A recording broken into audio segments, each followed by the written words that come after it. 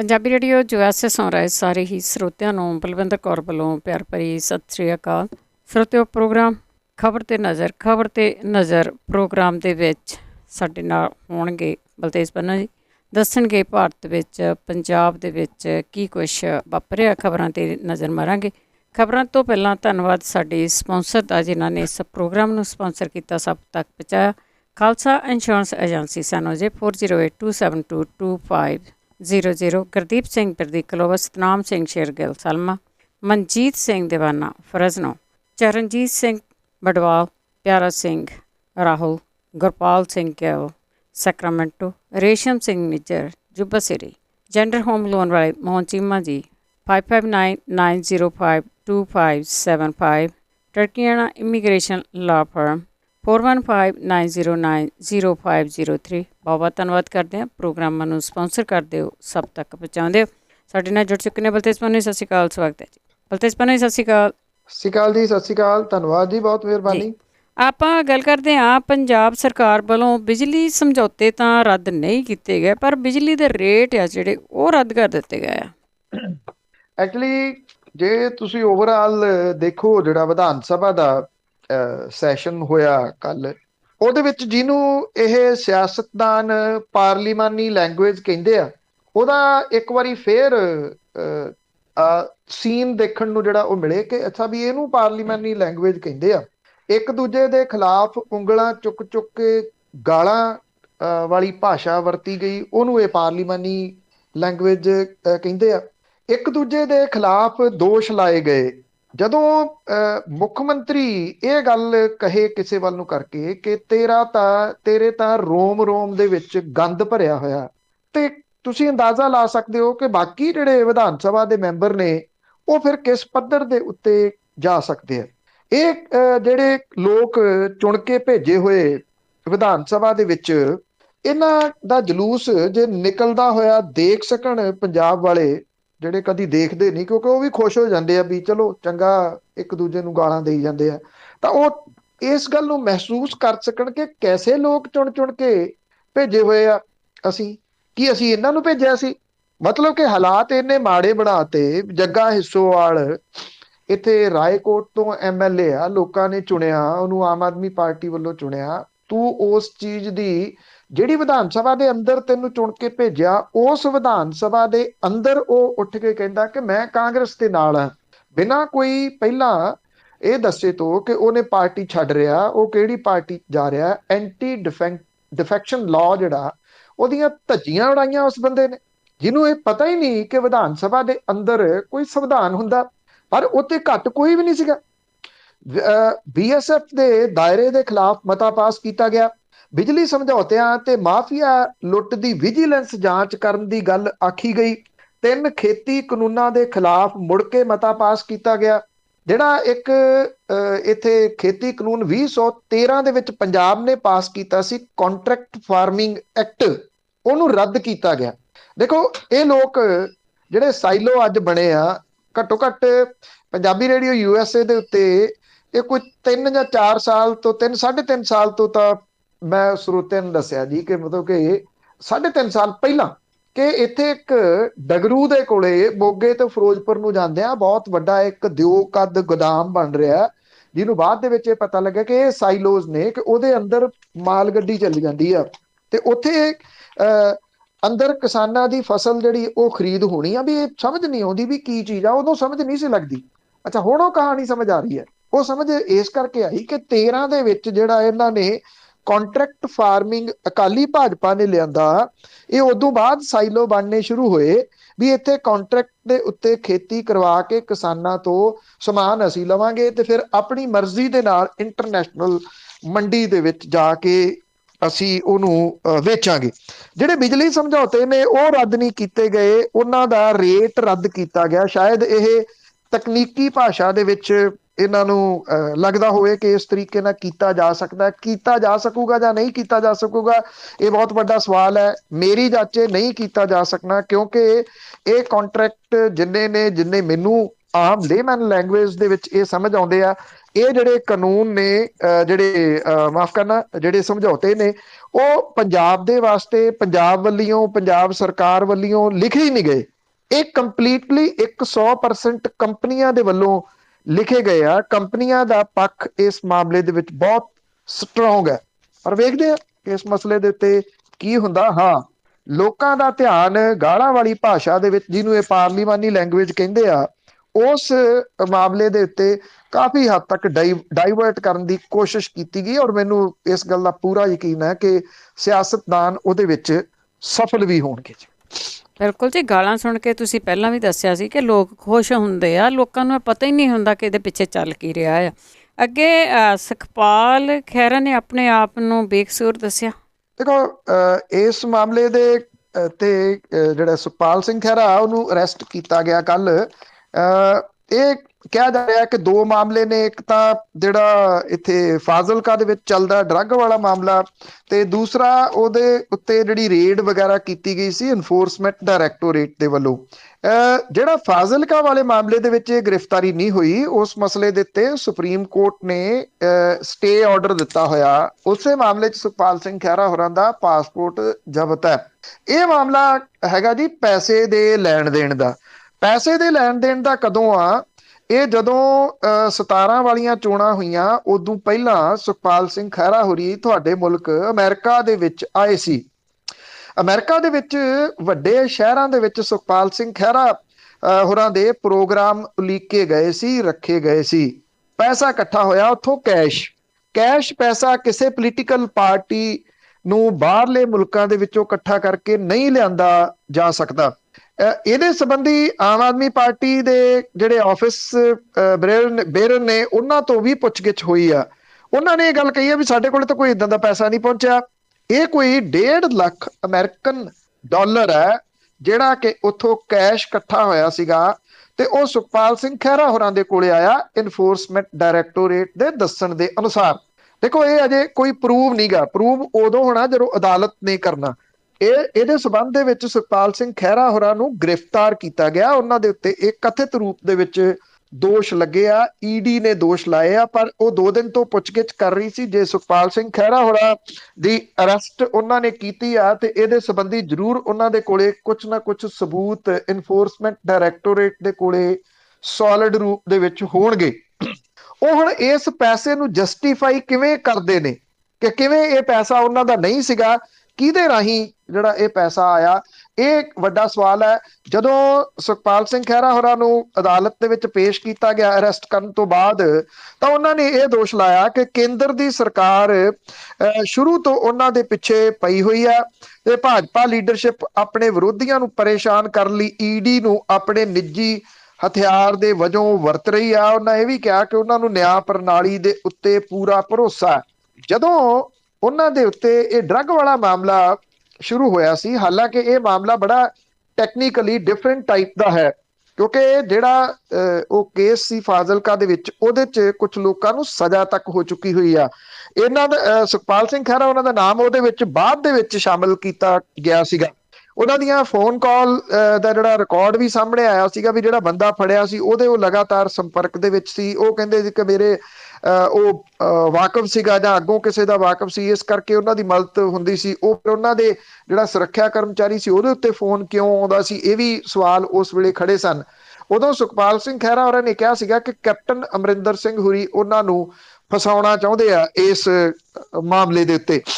ਉਹੀ ਕੈਪਟਨ ਅਮਰਿੰਦਰ ਸਿੰਘ ਹੁਰੀ ਜਿਨ੍ਹਾਂ ਦੇ ਨਾਲ ਉਹਨਾਂ ਨੇ ਏਡੀ ਕਾਹਲੀ ਦੇ ਵਿੱਚ ਕਾਂਗਰਸ ਦੇ ਵਿੱਚ ਸ਼ਮੂਲੀਅਤ ਕੀਤੀ ਵੀ ਉਹ ਇੱਕ ਫੰਕਸ਼ਨ ਵੀ ਨਾ ਰੱਖ ਸਕੇ।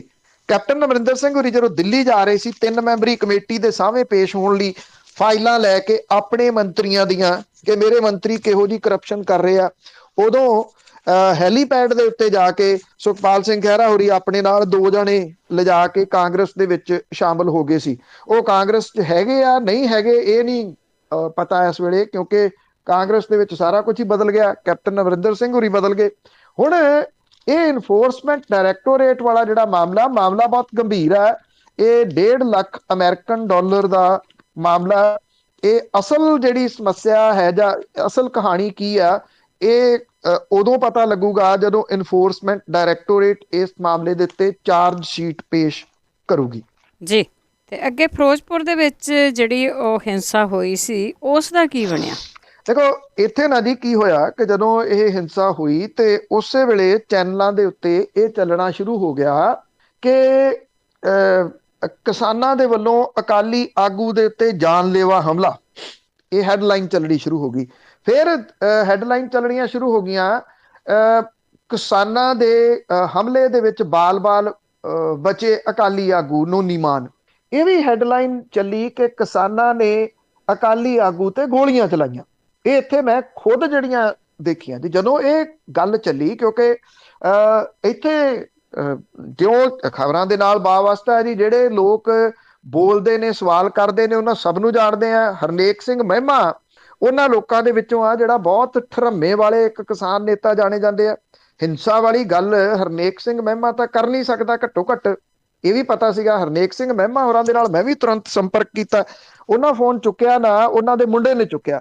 ਇਹ ਕਿਹਾ ਕਿ ਤੁਹਾਡਾ ਫੋਨ ਪਾਪਾ ਦੇ ਫੋਨ ਦੇ ਵਿੱਚ ਸੇਵ ਹੈ ਤੇ ਮੈਂ ਉਹਨਾਂ ਦਾ ਬੇਟਾ ਬੋਲ ਰਿਹਾ। ਮੈਂ ਉਹਨੂੰ ਪੁੱਛਿਆ ਕਿ ਕੀ ਅਸਲ ਦੇ ਵਿੱਚ ਕਹਾਣੀ ਜਿਹੜੀ ਆ ਉਹ ਕੀ ਹੋਈ ਆ, ਉਹ ਕੀ ਉਹ ਠੀਕ ਨੇ ਤੁਹਾਡੇ ਪਾਪਾ? ਉਹਨੇ ਕਿਹਾ ਕਿ ਉਹ ਠੀਕ ਨੇ, ਉਹਨਾਂ ਦੇ ਮਾਮੂਲੀ ਸੱਟਾਂ ਲੱਗੀਆਂ ਨੇ।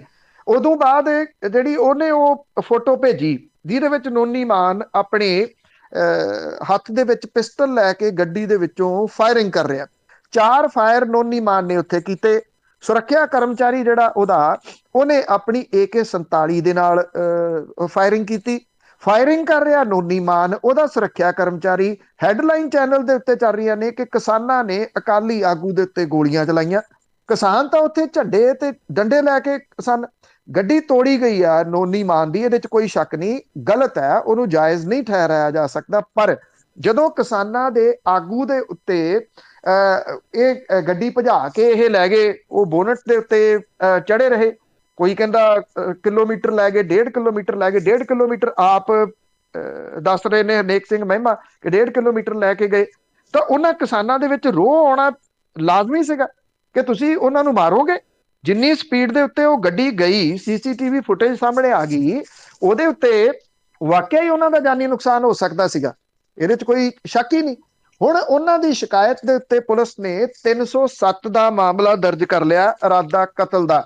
ਅਕਾਲੀ ਦਲ ਬਾਦਲ ਨੇ ਇਹਨੂੰ ਕਾਂਗਰਸ ਦੇ ਨਾਲ ਜੋੜਨ ਦੀ ਕੋਸ਼ਿਸ਼ ਕੀਤੀ। ਇਹ ਕਹਿਤਾ ਕਿ ਕਾਂਗਰਸ ਦੇ ਗੁੰਡੇ ਸਨ ਜਿਨ੍ਹਾਂ ਨੇ ਹਮਲਾ ਕੀਤਾ, ਜਦੋਂ ਕਿ ਉੱਥੇ ਜਿਹੜੇ ਇਹ ਲੋਕ ਸਵਾਲ ਕਰਨ ਗਏ ਸਨ ਹਰਨੇਕ ਸਿੰਘ ਮਹਿਮਾ ਹੁਰੀ ਉਹਨਾਂ ਦੇ ਵਿੱਚੋਂ ਅਹਿਮ ਸਨ। ਉਹ ਕਾਂਗਰਸ ਦੇ ਗੁੰਡੇ ਕਿਵੇਂ ਹੋ ਗਏ ਇਹ ਨਹੀਂ ਜਿਹੜਾ ਪਤਾ, ਪਰ ਇੰਨਾ ਕੁ ਜ਼ਰੂਰ ਤਸੱਲੀ ਵਾਲੀ ਗੱਲ ਹੈ ਕਿ ਇਸ ਮਾਮਲੇ ਦੇ ਉੱਤੇ 307 ਦਾ ਮਾਮਲਾ ਜਿਨ੍ਹਾਂ ਨੇ ਮਾਰਨ ਦੀ ਕੋਸ਼ਿਸ਼ ਕੀਤੀ ਉਹਨਾਂ ਦੇ ਉੱਤੇ ਦਰਜ ਹੋ ਗਿਆ। ਹੋਪਫੁਲੀ ਇਨਵੈਸਟੀਗੇਸ਼ਨ ਜਿਹੜੀ ਆ ਉਹ ਫੇਰ ਹੋਊਗੀ। ਪਰ ਜਿਨ੍ਹਾਂ ਨੇ ਇੱਥੇ ਹੈਡਲਾਈਨ ਚਲਾਈਆਂ ਉਹ ਬਿਲਕੁਲ ਹੀ ਚੁੱਪ ਕਰ ਗਏ ਜੀ। ਹਾਂ, ਇੰਨਾ ਜ਼ਰੂਰ ਮੈਂ ਦੱਸਣਾ ਭੁੱਲ ਗਿਆ ਇੱਕ ਵੀ, ਜਦੋਂ ਉਹਨਾਂ ਨੇ ਗੱਲ ਕਰਨ ਤੋਂ ਬਾਅਦ ਸੋਸ਼ਲ ਮੀਡੀਆ ਦੇ ਉੱਤੇ ਸਾਰਾ ਕੁਝ ਆਉਣਾ ਸ਼ੁਰੂ ਹੋਇਆ ਕਿ ਆਹ ਗੱਲਾਂ ਨੇ, ਤੇ ਉਹ ਤੁਰੰਤ ਫਿਰ ਹੈਡਲਾਈਨ ਜਿਹੜੀਆਂ ਸੀ ਉਹ ਰਿਮੂਵ ਹੋ ਗਈਆਂ। ਪਰ ਅਜੇ ਤੱਕ ਇਹ ਨਹੀਂ ਜਿਹੜਾ ਦੱਸਿਆ ਗਿਆ ਕਿ ਉਹ ਪਾਈਆਂ ਕਿਉਂ ਸੀ। ਉਹ ਤਾਂ ਤੁਹਾਨੂੰ ਪਤਾ ਹੀ ਹੈ ਕਿ ਪਾਈਆਂ ਕਿਉਂ ਸੀ, ਉਹਨਾਂ ਦੇ ਬਲਦੇ ਆ। ਅੱਗੇ ਤ੍ਰਿਪੁਰਾ ਦੇ ਵਿੱਚ ਹੋਈ ਹਿੰਸਾ ਦੀ ਗੱਲ ਕਰ ਲਈਏ, ਪੱਤਰਕਾਰਾਂ ਤੇ ਵਕੀਲਾਂ ਦਾ ਮਾਮਲਾ ਵੀ ਸੁਣਿਆ ਜਾਊਗਾ।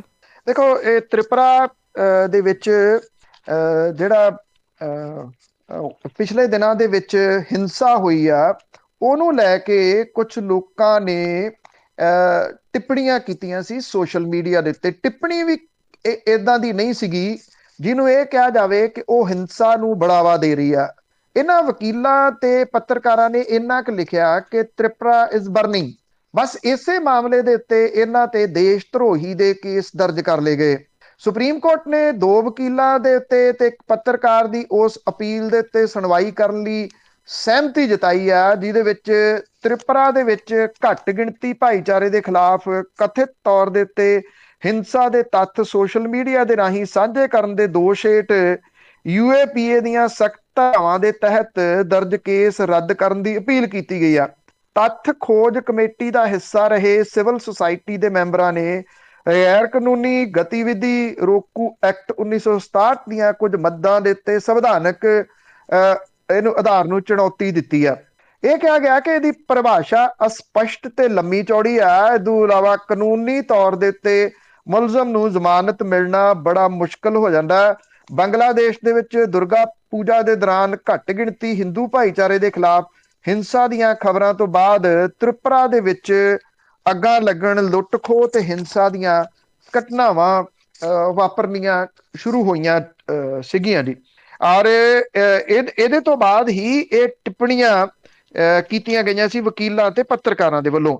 ਚੀਫ ਜਸਟਿਸ ਜਿਹੜੇ ਐਨ.ਵੀ. ਰਮੰਨਾ, ਜਸਟਿਸ ਏ.ਐਸ. ਬੋਪੰਨਾ ਤੇ ਜਸਟਿਸ ਹਿਮਾ ਕੋਹਲੀ ਦੇ ਬੈਂਚ ਨੇ ਐਡਵੋਕੇਟ ਪ੍ਰਸ਼ਾਂਤ ਭੂਸ਼ਣ ਹੋਰਾਂ ਨੂੰ ਸੂਚਿਤ ਜਿਹੜਾ ਜੀ ਕੀਤਾ ਹੈ ਕਿ ਇਹਦੇ 2 ਵਕੀਲ ਤੇ ਇੱਕ ਪੱਤਰਕਾਰ ਦੇ ਖਿਲਾਫ ਉਹਨਾਂ ਦੀ ਸੋਸ਼ਲ ਮੀਡੀਆ ਪੋਸਟ ਦੇ ਆਧਾਰ ਦੇ ਉੱਤੇ ਪੁਲਿਸ ਨੇ UAPA ਦੇ ਤਹਿਤ ਕਾਰਵਾਈ ਕੀਤੀ ਹੈ ਤੇ FIR ਦਰਜ ਕਰਕੇ ਇਹਨਾਂ ਨੂੰ CRPC ਤਹਿਤ ਨੋਟਿਸ ਜਾਰੀ ਕੀਤੇ ਗਏ ਆ।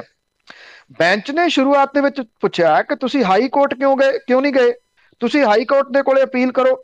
ਹਾਲਾਂਕਿ ਬਾਅਦ ਦੇ ਵਿੱਚ ਬੈਂਚ ਨੇ ਪ੍ਰਸ਼ਾਂਤ ਭੂਸ਼ਣ ਦੀ ਇਸ ਦਲੀਲ ਤੋਂ ਬਾਅਦ ਅਪੀਲ ਨੂੰ ਵਿਚਾਰਨ ਲਈ ਰੱਖ ਲਿਆ, ਸਹਿਮਤੀ ਜਤਾਈ ਕਿ FIR ਰੱਦ ਕਰਨ ਤੋਂ ਇਲਾਵਾ ਇਹਦੇ ਵਿੱਚ UAPA ਦੀਆਂ ਕੁਝ ਮੱਦਾਂ ਦੇ ਉੱਤੇ ਸੰਵਿਧਾਨਕ ਵੈਧਤਾ ਨੂੰ ਚੁਣੌਤੀ ਦਿੱਤੀ ਗਈ ਹੈ। ਐਡਵੋਕੇਟ ਜਿਹੜੇ ਪ੍ਰਸ਼ਾਂਤ ਭੂਸ਼ਣ ਨੇ ਉਹਨਾਂ ਨੇ ਇਹ ਕਿਹਾ ਕਿ ਕਿਰਪਾ ਕਰਕੇ ਇਹਨੂੰ ਤੁਸੀਂ ਸੂਚੀ ਦੇ ਵਿੱਚ ਪਾਓ ਕਿਉਂਕਿ ਇਹਨਾਂ ਲੋਕਾਂ ਤੇ ਤੁਰੰਤ ਕਾਰਵਾਈ ਦਾ ਖਤਰਾ। ਇਹਦੇ ਤੇ ਚੀਫ ਜਸਟਿਸ ਨੇ ਕਿਹਾ ਕਿ ਮੈਂ 1 ਤਰੀਕ ਇਹਦੇ ਵਾਸਤੇ ਦੇਊਂਗਾ। ਸਵਾਲ ਇਹ ਆ ਕਿ ਉਹ ਤਰੀਕ ਕਦੋਂ ਮਿਲਦੀ ਆ? ਕਿ ਉਦੋਂ ਪਹਿਲਾਂ ਇਹਨਾਂ ਦੀਆਂ ਗ੍ਰਿਫਤਾਰੀਆਂ ਤਾਂ ਨਹੀਂ ਹੋ ਜਾਂਦੀਆਂ? ਗ੍ਰਿਫਤਾਰੀਆਂ ਦੀ ਤਲਵਾਰ ਇਹਨਾਂ ਦੇ ਉੱਤੇ ਇਸ ਵੇਲੇ ਜਿਹੜੀ ਉਹ ਲਟਕ ਰਹੀ ਆ। ਇਹਨਾਂ ਦਾ ਕਸੂਰ ਜਿਹੜਾ ਜੀ ਉਹ ਕੀ ਆ? ਮਹਿਜ਼ ਇਹ ਕਸੂਰ ਆ ਇਹਨਾਂ ਦਾ ਕਿ ਇਹਨਾਂ ਨੇ ਸਿਰਫ ਸੋਸ਼ਲ ਮੀਡੀਆ ਦੇ ਉੱਤੇ ਇਹ ਲਿਖ ਦਿੱਤਾ ਸੀਗਾ ਕਿ ਤ੍ਰਿਪੁਰਾ ਇਜ਼ ਬਰਨਿੰਗ। ਇਹਨਾਂ ਲਿਖ ਦੇਣ ਦੇ ਨਾਲ ਹੀ ਇੰਨੀ ਗੰਭੀਰ ਧਾਰਾ ਦੇ ਤਹਿਤ ਮਾਮਲਾ ਦਰਜ ਹੋ ਸਕਦਾ, ਇਹ ਆਪਣੇ ਆਪ ਦੇ ਵਿੱਚ ਸਵਾਲ ਹੈ ਜੀ। ਜੀ ਬਿਲਕੁਲ। ਇੱਥੇ ਹੁਣ ਬੋਲਣਾ ਵੀ ਹੈ ਨਾ, ਉਸ ਤੇ ਪਾਬੰਦੀ ਆ। ਅੱਗੇ ਕੰਗਣਾ ਰਣੌਤ ਦੀ ਜੇ ਗੱਲ ਕਰੀਏ, ਉਸਨੇ ਹੁਣ ਅਸਲੀ ਆਜ਼ਾਦੀ ਦੀ ਗੱਲ ਕੀਤੀ ਹੈ ਕਿ 2014 ਦੇ ਵਿੱਚ ਅਸਲੀ ਆਜ਼ਾਦੀ ਮਿਲੀ ਆ ਭਾਰਤ ਨੂੰ, 1947 'ਚ ਤਾਂ ਭੀਖ ਹੀ ਮਿਲੀ ਸੀ। ਦੇਖੋ ਕੰਗਣਾ ਰਣੌਤ ਨੇ ਜਿਹੜੀ ਭੱਦਰ ਭਾਸ਼ਾ ਦਾ ਇਸਤੇਮਾਲ ਕਿਸਾਨਾਂ ਦੇ ਪ੍ਰਤੀ ਕੀਤਾ ਕੁਝ ਮਹੀਨੇ ਪਹਿਲਾਂ ਸੋਸ਼ਲ ਮੀਡੀਆ ਦੇ ਰਾਹੀਂ, ਉਹ ਕਿਸੇ ਨੂੰ ਵੀ ਭੁੱਲਿਆ ਨਹੀਂ। ਉਸ ਮਾਮਲੇ ਦੇ ਵਿੱਚ ਉਹ ਵਾਈਸ ਸਿਕਿਉਰਿਟੀ ਵੀ ਲੈ ਗਈ ਤੇ ਉਹ ਪਦਮ ਸ਼੍ਰੀ ਵੀ ਲੈ ਗਈ ਜੀ। ਔਰ ਇਹ ਪਦਮ ਸ਼੍ਰੀ ਉਹਨੂੰ ਇਹ ਭੱਦਰ ਭਾਸ਼ਾ ਜਿਹੜੀ ਕਿਸਾਨਾਂ ਦੇ ਪ੍ਰਤੀ ਵਰਤਣ ਦੇ ਵਾਸਤੇ ਹੀ ਮਿਲਿਆ ਪਦਮ। ਉਹ ਤੋਂ ਬਿਨਾਂ ਤਾਂ ਹੋਰ ਉਹਨੂੰ ਉਹਦੀ ਕਿਹੜੀ ਏਡੀ ਵੱਡੀ ਕੰਟਰੀਬਿਊਸ਼ਨ ਸੀ ਜਿਹਦੇ ਵਿੱਚ ਉਹਨੂੰ ਪਦਮ ਸ਼੍ਰੀ ਮਿਲਣਾ ਸੀ? ਪਦਮ ਸ਼੍ਰੀ ਦੇ ਵਾਸਤੇ ਤਾਂ ਕੰਮ ਕਰਨ ਵਾਲੇ ਹੋਰ ਬੜੇ ਬੈਠੇ ਨੇ। ਇਹ ਕਿਹਾ ਜਾ ਰਿਹਾ ਕਿ ਭਾਰਤੀ ਜਨਤਾ ਪਾਰਟੀ ਉਹਨੂੰ ਚੋਣ ਵੀ ਲੜਾਊਗੀ ਕਿਸੇ ਵੇਲੇ। ਹੁਣ ਇਹਨੇ ਇੱਕ ਬਿਆਨ ਦੇ ਕੇ ਨਵਾਂ ਵਿਵਾਦ ਛੇੜ ਦਿੱਤਾ। ਹੱਦ ਹੋ ਗਈ ਇਸ ਗੱਲ ਦੀ ਕਿ ਇਹਨਾਂ ਲੋਕਾਂ ਨੂੰ ਇਹੀ ਨਹੀਂ ਪਤਾ ਕਿ ਜਿਹੜੀ ਆਜ਼ਾਦੀ 1947 ਦੇ ਵਿੱਚ ਭਾਰਤ ਨੂੰ ਮਿਲੀ ਸੀ ਉਹ ਕਿਵੇਂ ਮਿਲੀ। ਉਹਦੇ ਵਿੱਚ ਸ਼ਹੀਦ ਆਜ਼ਮ ਭਗਤ ਸਿੰਘ, ਰਾਜਗੁਰੂ ਸੁਖਦੇਵ ਹੋਰਾਂ ਦਾ ਕੀ ਰੋਲ ਸੀ? ਉਹਦੇ ਵਿੱਚ ਸੁਭਾਸ਼ ਚੰਦਰ ਬੋਸ ਹੋਰਾਂ ਦਾ ਕੀ ਰੋਲ ਸੀਗਾ? ਉਹਦੇ ਵਿੱਚ ਮਹਾਤਮਾ ਗਾਂਧੀ ਦਾ ਕੀ ਰੋਲ ਸੀ? ਉਹਦੇ ਵਿੱਚ ਜਲਿਆਂਵਾਲੇ ਬਾਗ ਦਾ ਕੀ ਰੋਲ ਸੀ? ਉਹਦੇ ਵਿੱਚ ਕਿੰਨੇ ਉਹ ਅਣਗੌਲੇ ਸ਼ਹੀਦ ਜਿਨ੍ਹਾਂ ਨੇ ਫਾਂਸੀਆਂ ਦੇ ਤਖਤੇ ਚੁੰਮੇ, ਜਿਨ੍ਹਾਂ ਨੇ ਕਾਲੇ ਪਾਣੀ ਦੀਆਂ ਜੇਲ੍ਹਾਂ ਕੱਟੀਆਂ, ਜਿਨ੍ਹਾਂ ਨੇ ਤਸ਼ੱਦਦ ਝੱਲਿਆ, ਉਹਨਾਂ ਦੇ ਕੀ ਰੋਲ ਸੀ? ਉਹ ਕਹਿੰਦੀ 1947 ਦੇ ਵਿੱਚ ਆਜ਼ਾਦੀ ਤਾਂ ਮਿਲੀ ਹੋਈ ਨਹੀਂ, ਉਹ ਤਾਂ ਭੀਖ ਸੀ। ਇਹ ਅਪਮਾਨ ਹੈ ਉਹਨਾਂ ਸਾਰੇ ਮਹਾਨ ਸ਼ਹੀਦਾਂ ਦਾ, ਮਹਾਨ ਯੋਧਿਆਂ ਦਾ, ਜਿਨ੍ਹਾਂ ਨੇ ਇਸ ਮੁਲਕ ਦੀ ਆਜ਼ਾਦੀ ਦੇ ਵਾਸਤੇ ਏਡੀਆਂ ਲੰਬੀਆਂ ਲੜਾਈਆਂ ਲੜੀਆਂ। ਕਹਿੰਦੇ 1947 ਦੇ ਵਿੱਚ ਤਾਂ ਭੀਖ ਮਿਲੀ ਸੀਗੀ ਤੇ 2014 ਦੇ ਵਿੱਚ ਕਹਿੰਦੀ ਭਾਰਤ ਨੂੰ ਅਸਲ ਆਜ਼ਾਦੀ ਮਿਲੀ। 2014 ਦੇ ਵਿੱਚ ਅਸਲ ਆਜ਼ਾਦੀ ਕਿਵੇਂ ਮਿਲੀ ਉਹ ਇਹ ਦੱਸਦੀ ਹੈ ਕਿ ਭਾਰਤੀ ਜਨਤਾ ਪਾਰਟੀ ਦੀ ਸਰਕਾਰ ਜਿਹੜੀ ਸੀ ਉਹ ਨਰਿੰਦਰ ਮੋਦੀ ਹੋਰਾਂ ਦੀ ਅਗਵਾਈ ਦੇ ਵਿੱਚ ਬਣੀ। ਭਾਰਤੀ ਜਨਤਾ ਪਾਰਟੀ ਦੀ ਸਰਕਾਰ ਤਾਂ ਅਟਲ ਬਿਹਾਰੀ ਵਾਜਪੇਈ ਹੋਰਾਂ ਦੀ ਅਗਵਾਈ ਦੇ ਵਿੱਚ ਵੀ ਬਣੀ ਸੀਗੀ। ਕਿ ਉਹ ਵੀ ਭੀਖ ਸੀਗੀ? ਇਹ ਨਹੀਂ ਸਮਝ। ਹਾਂ, ਏਦਾਂ ਜੇ ਕਿਹਾ ਜਾਂਦਾ ਵੀ 1947 ਚ ਭੀਖ ਮਿਲੀ ਸੀ, 14 ਦੇ ਵਿੱਚ ਆਜ਼ਾਦੀ ਮਿਲੀ ਸੀ ਤੇ 2021 ਦੇ ਵਿੱਚ ਪਦਮ ਸ਼੍ਰੀ ਮਿਲਿਆ ਸੀ, ਫਿਰ ਸ਼ਾਇਦ ਹੋ ਸਕਦਾ ਸੀ ਕਿ ਉਹ ਇਤਿਹਾਸ ਨੂੰ ਇਸ ਤਰੀਕੇ ਦੇ ਨਾਲ ਵੀ ਦੱਸ ਸਕਦੀ ਸੀ। ਕਾਂਗਰਸ ਨੇ ਉਹਦੀਆਂ ਟਿੱਪਣੀਆਂ ਨੂੰ ਦੇਸ਼ ਧਰੋਹ ਕਹਿੰਦਿਆਂ ਉਹਦੇ ਵੱਲੋਂ ਦੇਸ਼ ਦੀ ਆਜ਼ਾਦੀ ਦੇ ਅੰਦੋਲਨ ਲਈ ਕੀਤੇ ਗਏ ਅਪਮਾਨ ਦੇ ਵਾਸਤੇ ਉਹਦੇ ਤੋਂ ਪਦਮ ਸ਼੍ਰੀ ਅਵਾਰਡ ਵਾਪਸ ਲੈਣ ਦੀ ਮੰਗ ਜਿਹੜੀ ਉਹ ਕੀਤੀ ਆ। ਹੁਣ ਸਵਾਲ ਇਹ ਆ ਕਿ ਇਹ ਤੋਂ ਪਹਿਲਾਂ ਜਿਹੜੀ ਮੈਂ ਤੁਹਾਡੇ ਨਾਲ ਜਾਣਕਾਰੀ ਸਾਂਝੀ ਕੀਤੀ ਆ ਕਿ ਤ੍ਰਿਪੁਰਾ ਦੇ ਵਿੱਚ ਵਕੀਲ ਤੇ ਪੱਤਰਕਾਰ ਜਿਨ੍ਹਾਂ ਨੇ ਆਪਣੇ ਸੋਸ਼ਲ ਮੀਡੀਆ ਦੇ ਉੱਤੇ ਇਹ ਲਿਖ ਦਿੱਤਾ ਕਿ ਤ੍ਰਿਪੁਰਾ ਇਜ਼ ਬਰਨਿੰਗ, ਉਹਨਾਂ ਦੇ ਉੱਤੇ ਲੱਗ ਗਿਆ UAPA ਦੇਸ਼ ਧਰੋਹ ਦਾ ਮਾਮਲਾ। ਤੇ ਜਿਹੜੀ ਇੱਕ ਔਰਤ ਏਡੀ ਮੂੰਹ ਫੱਟ ਹੈ ਕਿ ਉਹ ਮੁਲਕ ਦੇ ਸਮੂਹ ਉਹਨਾਂ ਸ਼ਹੀਦਾਂ ਦਾ ਅਪਮਾਨ ਕਰ ਰਹੀ ਹੈ ਜਿਨ੍ਹਾਂ ਨੇ ਮੁਲਕ ਦੀ ਆਜ਼ਾਦੀ ਦੇ ਵਿੱਚ ਆਪਣੀਆਂ ਜਾਨਾਂ ਵਾਰ ਦਿੱਤੀਆਂ, ਤੇ ਉਹਨੂੰ ਪਦਮ ਸ਼੍ਰੀ ਦਿੱਤਾ ਗਿਆ। ਤੇ ਉਸ ਮਾਮਲੇ ਦੇ ਉੱਤੇ ਨਾ ਭਾਰਤੀ ਜਨਤਾ ਪਾਰਟੀ ਤੋਂ ਕੋਈ ਬੋਲ ਰਿਹਾ, ਨਾ ਕਿਸੇ ਮੰਤਰੀ ਨੇ ਕਿਸੇ ਕਿਸਮ ਦੀ ਟਿੱਪਣੀ ਜਿਹੜੀ ਉਹ ਕੀਤੀ ਆ। ਉਹਦੀ ਇਹ ਵੀਡੀਓ ਜ਼ਰੂਰ ਵਾਇਰਲ ਹੋਈ ਆ ਜਿਹਦੇ ਵਿੱਚ ਉਹ ਇਸ ਭੱਦਰ ਭਾਸ਼ਾ ਦਾ ਇਸਤੇਮਾਲ ਕਰ ਰਹੀ ਹੈ। ਬਿਲਕੁਲ ਉਹੀ ਆਜ਼ਾਦੀ ਘੁਲਾਟੀ ਹੈ ਨਾ। ਅੱਗੇ ਸ਼ਾਹੀ ਵਸੀਅਤ ਫਰੀਦਕੋਟ ਦੀ ਜੇ ਗੱਲ ਕਰੀਏ ਤਾਂ ਉਹ ਮਾਮਲਾ ਵੀ ਚੱਲਦਾ ਸੀ, ਪਰ ਅਪੀਲ ਰੱਦ ਕਰਨ ਦੀ ਮੰਗ ਕੀਤੀ ਗਈ ਆ। ਐਕਚੁਅਲੀ ਜੀ ਇਹ ਮਾਮਲਾ ਕਈ ਸਾਲਾਂ ਤੋਂ ਚੱਲੀ ਜਾਂਦਾ। ਜਿਹੜੇ ਫਰੀਦਕੋਟ ਤੇ ਨੇੜੇ ਤੇੜੇ ਦੇ ਰਹਿਣ ਵਾਲੇ ਲੋਕ ਨੇ ਉਹਨਾਂ ਨੂੰ ਪਤਾ ਹੈ ਕਿ ਇਹ ਵਸੀਅਤ ਜਿਹੜੀ ਰੱਦ ਹੋਈ ਸੀਗੀ ਉਹ ਕੀ ਸੀ, ਕਿਵੇਂ ਸੀ, ਕਿਉਂਕਿ ਇਹਦੇ ਵਿੱਚ ਇੰਟਰਸਟ ਬੜਾ ਬਣਿਆ ਰਹਿੰਦਾ ਇਸ ਏਰੀਏ ਦੇ ਲੋਕਾਂ ਦਾ। ਫਰੀਦਕੋਟ ਦੇ ਆਖਰੀ ਮਹਾਰਾਜਾ ਹਰਿੰਦਰ ਸਿੰਘ ਦੀ ਜਿਹੜੀ ਜਾਲੀ ਵਸੀਅਤ ਬਣਾਉਣ ਦੇ ਮਾਮਲੇ ਦੇ ਵਿੱਚ ਉਹਦੀ ਧੀ ਜਿਹੜੀ ਸੀ ਅੰਮ੍ਰਿਤ ਕੌਰ, ਉਹਦੇ ਵੱਲੋਂ 23 ਅਧਿਕਾਰੀਆਂ ਦੇ ਖਿਲਾਫ ਦਰਜ ਕਰਵਾਏ ਗਏ ਅਪਰਾਧਿਕ ਮਾਮਲੇ ਨੂੰ ਰੱਦ ਕਰਨ ਦੀ ਸਿਫਾਰਿਸ਼ ਦਾ ਅਦਾਲਤ ਦੇ ਵਿੱਚ ਵਿਰੋਧ ਕੀਤਾ ਗਿਆ। ਜ਼ਿਲ੍ਹਾ ਪੁਲਿਸ ਨੇ ਰਾਜਾ ਹਰਿੰਦਰ ਸਿੰਘ ਦੀ ਜਾਲੀ ਵਸੀਅਤ ਬਣਾਉਣ ਸੰਬੰਧੀ ਦਰਜ ਮੁਕੱਦਮੇ ਨੂੰ ਰੱਦ ਕਰਨ ਦੀ ਸਿਫਾਰਿਸ਼ ਕਰਦਿਆਂ ਹੋਇਆ ਅਦਾਲਤ ਦੇ ਵਿੱਚ ਅਰਜ਼ੀ ਦਾਇਰ ਕੀਤੀ ਹੈ। ਜਿਹੜੀ ਉਹਦੀ ਧੀ ਆ ਅੰਮ੍ਰਿਤ ਕੌਰ, ਉਹਨੇ ਅਦਾਲਤ ਦੇ ਵਿੱਚ ਅਰਜ਼ੀ ਦੇ ਕੇ ਮੰਗ ਕੀਤੀ ਆ ਕਿ ਪੁਲਿਸ ਦੀ ਸਿਫਾਰਿਸ਼ ਨੂੰ ਰੱਦ ਕਰਕੇ ਜਾਂਚ ਏਜੰਸੀ ਨੂੰ ਹਦਾਇਤ ਕੀਤੀ ਜਾਵੇ ਕਿ ਰਾਜਾ ਹਰਿੰਦਰ ਸਿੰਘ ਦੀ ਫਰਜ਼ੀ ਵਸੀਅਤ ਤਿਆਰ ਕਰਨ ਦੇ ਮਾਮਲੇ ਦੇ ਵਿੱਚ ਵਰਧਮਾਨ ਰਿਆਸਤ ਦੇ ਰਾਜਕੁਮਾਰ ਜੈਚੰਦ, ਉਹਦੀ ਕੁੜੀ ਨਿਸ਼ਾ ਤੇ ਮਹਾਰਾਵਲ ਖੇਵਾਜੀ ਟਰਸਟ ਦੇ ਅਧਿਕਾਰੀਆਂ ਦੇ ਖਿਲਾਫ ਨਿਰਪੱਖ ਪੜਤਾਲ ਕਰਕੇ ਚਲਾਨ ਅਦਾਲਤ ਦੇ ਵਿੱਚ ਪੇਸ਼ ਕੀਤਾ ਜਾਵੇ। ਹਰਿੰਦਰ ਸਿੰਘ ਦੀ ਵਸੀਅਤ ਜਾਲੀ ਤਿਆਰ ਕੀਤੀ ਗਈ ਸੀ ਕਿਉਂਕਿ ਇਹ ਤਾਂ ਅਦਾਲਤ ਦੇ ਵਿੱਚ ਸਾਬਤ ਹੋ ਚੁੱਕਿਆ ਹੋਇਆ। ਇਹਦੇ ਸੰਬੰਧੀ ਹਾਈ ਕੋਰਟ ਤੋਂ ਇਲਾਵਾ ਡਿਸਟ੍ਰਿਕਟ ਜੱਜ ਨੇ ਇਹਦੀ ਵਸੀਅਤ ਜਾਲੀ ਹੋਣ ਦੀ ਪੁਸ਼ਟੀ ਕੀਤੀ। ਅਦਾਲਤ ਦੇ ਵੱਲੋਂ ਇਸ ਮਾਮਲੇ ਦੇ ਵਿੱਚ ਅਗਲੀ ਸੁਣਵਾਈ 17 ਜਨਵਰੀ ਨੂੰ ਜਿਹੜੀ ਉਹ ਕੀਤੀ ਜਾਊਗੀ। ਇਹ ਜਿਹੜਾ ਮਹਾਰਾਵਲ ਖੇਵਾਜੀ ਟਰਸਟ ਹੈ ਇਹ ਸਾਰੀ ਜ਼ਮੀਨ ਦੀ ਦੇਖਭਾਲ ਕਰ ਰਿਹਾ ਸੀਗਾ, ਔਰ ਜਦੋਂ ਇਹ ਵਸੀਅਤ ਰੱਦ ਕੀਤੀ ਗਈ ਆ ਤੇ ਉਸ ਤੋਂ ਬਾਅਦ ਬਿਨਾਂ ਕਿਸੇ ਸ਼ੱਕ ਦੇ ਟਰਸਟ ਵੀ ਭੰਗ ਹੋ ਜਾਣਾ ਸੀਗਾ। ਕਿਸੇ ਨਾ ਕਿਸੇ ਰੂਪ ਦੇ ਵਿੱਚ ਇਹ ਜਿਹੜੀਆਂ ਅਰਬਾਂ ਰੁਪਈਏ ਦੀ ਜਾਇਦਾਦ ਆ ਉਹਦੇ ਉੱਤੇ ਕਬਜ਼ਾ ਬਣਿਆ ਰਹੇ, ਕੋਈ ਨਾ ਕੋਈ ਢੰਗ ਤਰੀਕਾ ਜਿਹੜਾ ਉਹ ਵਰਤਿਆ ਜਾ ਰਿਹਾ। ਪਿਛਲੇ ਦਿਨਾਂ ਦੇ ਵਿੱਚ ਪੰਜਾਬ ਐਗਰੀਕਲਚਰ ਯੂਨੀਵਰਸਿਟੀ ਨੇ ਕੁਝ ਜ਼ਮੀਨ ਜਿਹੜੀ ਫਰੀਦਕੋਟ ਦੇ ਵਿੱਚ ਵੱਖ-ਵੱਖ ਫਸਲਾਂ ਦੇ ਵਾਸਤੇ ਤਜਰਬੇ ਕਰਨ ਦੇ ਵਾਸਤੇ ਦਿੱਤੀ ਗਈ ਸੀ ਇਸ ਪਰਿਵਾਰ ਦੇ ਵੱਲੋਂ, ਉਹਨੂੰ ਵੀ ਛੱਡਣ ਦਾ ਐਲਾਨ ਕੀਤਾ ਸੀ ਕਿਉਂਕਿ ਜਿਹੜਾ ਪਹਿਲਾ ਟਰਸਟ ਸੀਗਾ ਉਹਨੇ ਮੁਫਤ ਦਿੱਤੀ ਹੋਈ ਸੀ ਜ਼ਮੀਨ, ਤੇ ਹੁਣ ਉਹ ਜਿਹੜਾ ਪਰਿਵਾਰ ਜਿਹਦੇ ਕੋਲੇ ਸਾਰਾ ਆ ਗਿਆ ਉਹ ਕੁਝ ਪੈਸਿਆਂ ਦੀ ਮੰਗ ਕਰ ਰਿਹਾ ਕਿ ਇੰਨੇ ਕੁ ਪੈਸੇ ਇਸ ਜ਼ਮੀਨ ਦੇ, ਥੋੜੀ ਜੀ ਉਹ ਰਕਮ ਹੈ, ਨਗੂਣੀ ਜੀ ਰਕਮ ਹੈ, ਉਹ ਦੇ ਦਿਓ। ਪੰਜਾਬ ਐਗਰੀਕਲਚਰ ਯੂਨੀਵਰਸਿਟੀ ਜਿਹੜੀ ਆ ਉਹ ਇਹ ਕਹਿੰਦੀ ਹੈ ਕਿ ਨਹੀਂ, ਅਸੀਂ ਇਹ ਨਗੂਣੀ ਰਕਮ ਵੀ ਨਹੀਂ ਦੇ ਸਕਦੇ ਕਿਸਾਨੀ ਦੇ ਵਾਸਤੇ। ਸੋ ਕਈ ਕੁਛ ਇਸ ਸਾਰੇ ਜ਼ਮੀਨ ਦੇ ਨਾਲ ਜੁੜਿਆ ਹੋਇਆ। ਸੋ ਵੱਡਿਆਂ ਘਰਾਂ ਦੀਆਂ ਵੱਡੀਆਂ ਗੱਲਾਂ ਨੇ। ਜ਼ਮੀਨਾਂ ਕੋਈ ਇਹਨਾਂ ਰਾਜਿਆਂ ਮਹਾਰਾਜਿਆਂ ਨੂੰ ਅਸਮਾਨ ਤੋਂ ਨਹੀਂ ਸੀ ਡਿੱਗੀਆਂ, ਲੋਕਾਂ ਦੀਆਂ ਹੀ ਜ਼ਮੀਨਾਂ ਸੀਗੀਆਂ ਜਿਹਦੇ ਵਾਸਤੇ ਉਹਨਾਂ ਦੇ ਪਰਿਵਾਰ ਅੱਜ ਤੱਕ ਲੜੀ ਜਾਂਦੇ ਨੇ, ਪਰ ਇਹਦੇ ਵਿੱਚੋਂ ਆਮ ਲੋਕ ਮੰਨਫੀ ਨੇ ਜੀ। ਜੀ ਜੀ ਜੀ ਬਿਲਕੁਲ। ਤੇ ਅੱਗੇ ਪੰਜਾਬ ਸਿੰਘ ਦੀ ਗੱਲ ਕਰੀਏ ਤਾਂ ਉਹ ਝੋਨੇ ਦੀ ਸਮਗਲਿੰਗ ਦਾ ਅੱਡਾ ਹੀ ਬਣਿਆ ਹੋਇਆ। ਦੇਖੋ ਜਿਹੜਾ MSP ਇਹ ਕਹਿੰਦੇ ਆ ਉੱਤਰ ਪ੍ਰਦੇਸ਼ ਦੇ ਵਿੱਚ MSP ਅਸੀਂ ਦੇ ਰਹੇ ਹਾਂ। ਸਭ ਤੋਂ ਵੱਧ ਝੋਨਾ ਉੱਤਰ ਪ੍ਰਦੇਸ਼ ਦੇ ਵਿੱਚੋਂ ਆ ਰਿਹਾ ਪੰਜਾਬ ਦੇ ਵਿੱਚ, ਕਿਉਂਕਿ ਪੰਜਾਬ ਦੇ ਵਿੱਚ MSP ਮਿਲਦੀ ਹੈ। ਇਹਦੇ ਪਿੱਛੇ ਸਿਆਸਤਦਾਨ ਜ਼ਰੂਰ ਹੈਗੇ ਜਿਹੜੇ ਪੈਸੇ ਬਣਾਉਂਦੇ ਆ ਜੀ। ਇਹ ਕੀ ਕਰਦੇ ਆ, ਇਹ ਉੱਥੋਂ ਝੋਨਾ ਖਰੀਦਿਆ 800 900 1000 ਰੁਪਈਏ ਤੇ ਇੱਥੇ ਲਿਆ ਕੇ ਪੰਜਾਬ ਦੀ ਮੰਡੀ ਦੇ ਵਿੱਚ ਜਿਹੜਾ ਉਹ ਵੇਚਿਆ ਜਾਂਦਾ।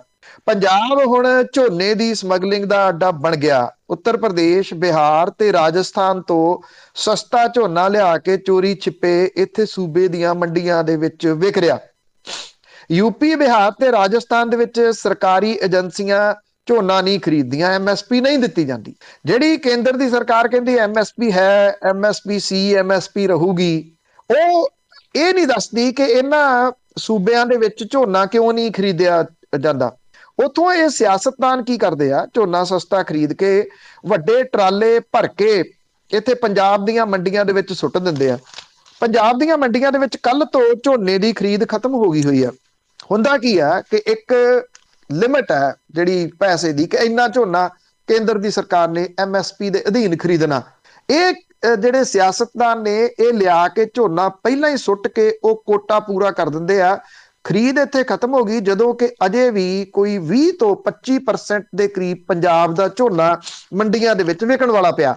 ਹੁਣ ਜਿਹੜਾ ਪੰਜਾਬ ਦਾ ਕਿਸਾਨ ਆ ਉਹ ਹੋਊਗਾ ਖਰਾਬ, ਉਹਨੂੰ ਇਹ ਸ਼ੈਲਰਾਂ ਵਾਲੇ ਆਪਣੇ ਮਨ ਆਏ ਭਾਅ ਦੇ ਉੱਤੇ ਖਰੀਦਣਗੇ। ਇਹਨਾਂ ਲੋਕਾਂ ਨੇ ਦੋ ਪਾਸੇ ਤੋਂ ਪੈਸੇ ਬਣਾ ਲਏ, ਇੱਕ ਤਾਂ ਦੂਜੇ ਸੂਬਿਆਂ ਦੇ ਵਿੱਚੋਂ ਸਸਤਾ ਝੋਨਾ ਖਰੀਦ ਕੇ ਲਿਆ ਕੇ ਇੱਥੇ MSP ਪੂਰੀ ਦੇ ਉੱਤੇ ਵੇਚ ਲਿਆ, ਉੱਥੋਂ ਪੈਸੇ ਬਣਾ ਲਏ। ਹੁਣ ਕਿਸਾਨ ਦਾ ਜਿਹਦਾ ਝੋਨਾ ਰਹਿ ਗਿਆ ਉਹਦਾ ਆਪਣੇ ਮਨਮਰਜ਼ੀ ਦੇ ਭਾਅ ਦੇ ਉੱਤੇ ਖਰੀਦਣਗੇ ਤੇ ਅੱਗੋਂ ਫਿਰ ਉਹਦੇ ਚੌਲ ਜਿਹੜੇ ਆ ਉਹ ਛੱਡ ਕੇ ਮਹਿੰਗੇ ਭਾਅ ਦੇ ਉੱਤੇ ਵੇਚਣਗੇ। 2020 ਦੇ ਵਿੱਚ ਬਾਹਰਲੇ ਰਾਜਾਂ ਤੋਂ ਝੋਨੇ ਦੀ ਖਰੀਦ ਨੂੰ ਲੈ ਕੇ ਪੰਜਾਬ ਦੇ ਵਿੱਚ 87 ਮਾਮਲੇ ਸਾਹਮਣੇ ਆਏ ਸੀ। ਪੁਲਿਸ ਨੇ 87 FIR ਦਰਜ ਕੀਤੀਆਂ ਸੀ। 45,000 ਕੁਇੰਟਲ ਝੋਨਾ, 160 ਟਰੱਕ ਤੇ ਟਰੈਕਟਰ ਟਰਾਲੀਆਂ ਫੜੇ ਗਏ ਸੀ। ਪੰਜਾਬ ਮੰਡੀ ਬੋਰਡ ਨੇ ਬਾਹਰਲੇ ਸੂਬਿਆਂ ਤੋਂ ਆਉਣ ਵਾਲੇ ਝੋਨੇ ਨੂੰ ਵੇਚਣ ਦੇ ਦੋਸ਼ ਦੇ ਵਿੱਚ 17 ਆੜ੍ਹਤੀਆਂ ਦੇ ਲਾਇਸੈਂਸ ਸਸਪੈਂਡ ਕੀਤੇ ਸੀਗੇ। ਸਭ ਤੋਂ ਜ਼ਿਆਦਾ ਕਾਰਵਾਈ ਪਟਿਆਲੇ ਦੇ ਵਿੱਚ ਹੋਈ ਸੀ। ਇੱਥੇ 4 ਆੜ੍ਹਤੀਆਂ ਦੇ ਲਾਇਸੈਂਸ ਸਸਪੈਂਡ ਕੀਤੇ ਗਏ ਸੀ। ਸੰਗਰੂਰ, ਮੁਕਤਸਰ ਦੇ ਵਿੱਚ 3-3, ਲੁਧਿਆਣੇ ਦੇ ਵਿੱਚ 2, ਬਠਿੰਡੇ, ਫਾਜ਼ਿਲਕਾ, ਕਪੂਰਥਲਾ ਤੇ ਤਰਨਤਾਰਨ ਦੇ ਵਿੱਚ 1-1 ਆੜ੍ਹਤੀ ਦਾ ਲਾਇਸੈਂਸ ਰੱਦ ਕੀਤਾ ਗਿਆ ਸੀ। ਇਸ ਵਾਰੀ 2021 ਦੇ ਵਿੱਚ 22 ਲੋਕਾਂ ਨੂੰ ਗ੍ਰਿਫਤਾਰ ਕੀਤਾ ਗਿਆ। ਸਭ ਤੋਂ ਜ਼ਿਆਦਾ FIR ਇੱਕ ਵਾਰੀ ਫਿਰ ਪਟਿਆਲੇ ਦੇ ਵਿੱਚ ਹੋਈਆਂ ਨੇ। ਪਟਿਆਲੇ ਦੇ ਵਿੱਚ ਤਾਂ ਕਰਕੇ ਤੁਸੀਂ ਕਹ ਲਓ ਕਿ ਪਟਿਆਲਾ ਪੈਂਦਾ ਦੀ ਸਰਹੱਦੀ ਜਿਹੜਾ ਸੂਬਿਆਂ ਦੇ ਉੱਤੇ ਕਿ ਹਰਿਆਣਾ ਇਹ ਤੋਂ ਨੇੜੇ ਆ। ਹਰਿਆਣੇ ਦੇ ਰਾਹੀਂ ਉੱਤਰ ਪ੍ਰਦੇਸ਼ ਤੋਂ ਚੱਲਦਾ ਹੋਇਆ ਇਹ ਝੋਨਾ ਪਟਿਆਲੇ ਦੇ ਵਿੱਚ ਆਉਂਦਾ। ਫਿਰ ਸੰਗਰੂਰ, ਮਾਨਸਾ, ਫਾਜ਼ਿਲਕਾ ਵੀ ਕਿਉਂਕਿ ਦੂਜੇ ਪਾਸੇ ਰਾਜਸਥਾਨ ਦੇ ਰਾਹ ਥਾਣੀ ਪੈ ਜਾਂਦਾ, ਉਧਰੋਂ ਦੀ ਨੇੜੇ ਪੈ ਜਾਂਦਾ। ਰੋਪੜ ਦੇ ਵਿੱਚ ਕੁਝ ਮਾਮਲਾ ਜਿਹੜਾ ਉਹ ਕੀਤਾ ਗਿਆ।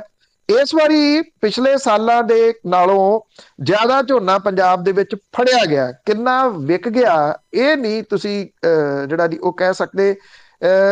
6,000 ਕੁਇੰਟਲ ਝੋਨਾ ਫੜਿਆ ਗਿਆ, 13 FIR ਦਰਜ ਕੀਤੀਆਂ ਗਈਆਂ ਨੇ। ਕਿਸਾਨ ਜਿਹੜੇ ਬੈਠੇ ਆ ਨਾ ਜੀ ਸਾਲ ਤੋਂ, ਉਹ ਐਵੇਂ ਨਹੀਂ ਰੋਂਦੇ, ਉਹ ਸੱਚੇ ਰੋਂਦੇ ਆ ਕਿ ਉੱਥੇ ਜਿਹੜਾ ਇਹ ਕਿਸਾਨਾਂ ਨੂੰ ਰਗੜਾ ਦੇਖੋ ਤੁਸੀਂ ਕਿਹੜੇ ਕਿਹੜੇ ਤਰੀਕਿਆਂ ਦੇ ਨਾਲ ਲਾਇਆ ਜਾ ਰਿਹਾ। ਜੇ ਉੱਤਰ ਪ੍ਰਦੇਸ਼ ਦੇ ਵਿੱਚ ਅਜੇ ਵੀ ਕਿਸਾਨਾਂ ਨੂੰ ਜਿਹੜਾ ਉਹ ਸਮਝ ਨਹੀਂ ਆ ਰਹੀ ਕਿ MSP ਕੀ ਆ, ਤੇ ਇਹ ਉਹਨਾਂ ਦੀ ਸਮਝ ਵਾਲੀ ਗੱਲ ਹੈ। ਪਰ ਇੰਨਾ ਜ਼ਰੂਰ ਹੈ ਕਿ ਇਹਦੇ ਪਿੱਛੇ ਸਿਆਸਤਦਾਨ ਨੇ ਜਿਹੜੇ ਪੈਸੇ ਕਮਾਉਂਦੇ ਨੇ ਉੱਥੋਂ ਝੋਨਾ ਚੁੱਕ ਕੇ, ਤੇ ਇਹ ਜਿਹੜਾ ਫੜਿਆ ਜਾਂਦਾ ਹਾਰਡਲੀ 4 ਤੋਂ 5% ਹੋਊਗਾ, ਬਾਕੀ ਸਾਰਾ ਵਿਕਦਾ ਆ ਕੇ। ਜੀ ਕਿਸਾਨਾਂ ਨੂੰ ਹੀ ਲੁੱਟਣਾ ਆ। ਅੱਗੇ ਗੱਲ ਕਰਦੇ ਆ ਵੀ ਬਹੁਤ ਸਾਰੇ ਲੋਕ ਆ ਉਹ ਇਲੈਕਸ਼ਨਾਂ ਲੜਨ ਦੇ ਲਈ ਪੋਲਿਟਿਕਸ ਦੇ ਵਿੱਚ ਆਉਣ ਲਈ ਬੜੇ ਕਾਹਲੇ ਆ। ਉਧਰ ਚੜੂਨੀ ਸਾਹਿਬ ਜ਼ਿਆਦਾ ਕਾਹਲੇ ਸੀ, ਪਰ ਉਸ ਤੋਂ ਪਹਿਲਾਂ ਹੀ ਸੋਨੀਆ ਮਾਨ ਅਕਾਲੀ ਦਲ 'ਚ ਸ਼ਾਮਲ ਹੋ ਰਹੀ ਹੈ। ਇਹ ਬਹੁਤਿਆਂ ਨੂੰ ਅਜੀਬ ਲੱਗ ਰਿਹਾ ਸੋਨੀਆ ਮਾਨ ਦਾ ਅਕਾਲੀ ਦਲ ਬਾਦਲ ਦੇ ਵਿੱਚ ਸ਼ਾਮਲ ਹੋਣਾ, ਕਿਉਂਕਿ ਸੋਨੀਆ ਮਾਨ ਇੱਥੇ ਮੋਰਚੇ ਦੇ ਉੱਤੇ ਸੋਸ਼ਲ ਮੀਡੀਆ ਦੇ ਰਾਹੀਂ ਤੇ ਉੱਥੇ ਗਰਾਊਂਡ ਦੇ ਉੱਤੇ ਵਾਹਵਾ ਸਰਗਰਮ ਰਹੀ ਆ। ਉਹਦੇ ਪਿਤਾ ਦੀ ਹੱਤਿਆ ਕੀਤੀ ਗਈ ਸੀ ਪੰਜਾਬ ਦੇ ਵਿੱਚ ਮਾੜੇ ਦਿਨਾਂ ਦੇ ਦੌਰਾਨ। ਇਸ ਗੱਲ ਨੂੰ ਲੈ ਕੇ ਵੀ ਉਹ ਕੰਟਰੋਵਰਸੀ ਦਾ ਸ਼ਿਕਾਰ ਰਹੀ ਆ। ਬਲਦੇਵ ਸਿੰਘ ਮਾਨ ਉਹਦੇ ਪਿਤਾ ਸਨ। ਹੁਣ ਸੋਨੀਆ ਮਾਨ ਇੱਕਦਮ ਅਕਾਲੀ ਦਲ ਬਾਦਲ ਦੇ ਵਿੱਚ ਸ਼ਾਮਲ ਹੋ ਰਹੀ ਹੈ।